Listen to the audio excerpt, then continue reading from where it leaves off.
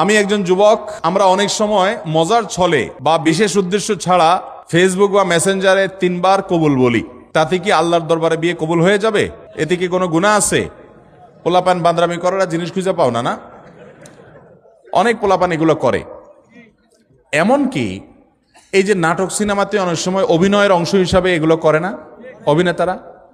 এদের মধ্যে কেউ যদি মুসলমান হয়, কার যদি আল্লাহর প্রতি বিশ্বাস না থাকে তার কথা ভিন্ন হয়, বেঈমান নিয়ে আমাদের আলাপ নাই। যে মুসলমান, যে আল্লাহর প্রতি ঈমান আছে, তার জানতে হবে নবী করিম সাল্লাল্লাহু আলাইহি সাল্লাম বলেছেন, সালাতুন জিদ্দুহুন্না জিদ্দুন ওয়া হাজলুহুন্না জিদ্দুন। 3টা বিষয় সিরিয়াসলি করলে যা হবে, দুষ্টুমি, রসিকতা, অভিনয়, মজা করে করলে তা হয়ে যাবে কাহিনী বড় খতরনাক, বড় জটিল।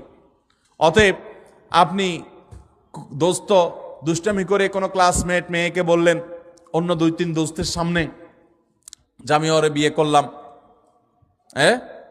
এবং সেও অ্যাডাল্ট, আপনিও অ্যাডাল্ট, দুজন সাক্ষীও আছে। আর বিশেষ করে নাটকে যেটা হয় যে অভিভাবক অনেক সময় থাকে, যদি সত্যিকারের অভিভাবক থাকে, ওখানে তো সব বকওয়াস অভিভাবক।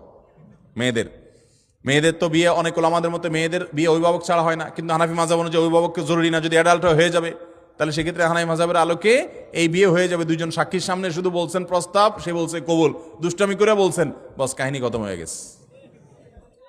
কথা বুঝেন নাই? খুব জটিল একটা বিষয়। ঠিক তালাকের বিষয়টাও এরকম। আপনি বলবেন যে হুজুর আমি তো আসলে তালাকের উদ্দেশ্যে বলি না, আমি একটু ভয় দেখানোর জন্য বলছিলাম, কাম হয়ে যাবে, এরপর আর এসব বলে লাভ হবে না। অতএব এগুলো সাবধানে করতে হবে। আল্লাহ আমাদেরকে এই সমস্ত বিষয়, হেয়ালিপনা, দুষ্টমি, এগুলো থেকে বেঁচে থাকার তৌফিক দান করুন। সব জায়গায় ফাজলামি না। আমাদের নবী হযরত মুহাম্মদ সাল্লাল্লাহু আলাইহি সাল্লামকে না সৃষ্টি করলে নাকি আল্লাহ তাআলা কোনো কিছু সৃষ্টি করতেন না। এটা কতটুকু সত্য? এরকম একটা হাদিস আছে, কিন্তু সেই হাদিসকে মুহাদ্দিসগণ, হাদিস বিশারদ, বিশ্লেষকগণ এই হাদিসকে জাল হাদিস হিসাবে চিহ্নিত করেছেন। এটি সনদ বিশুদ্ধতার সূত্রে বর্ণিত নয়।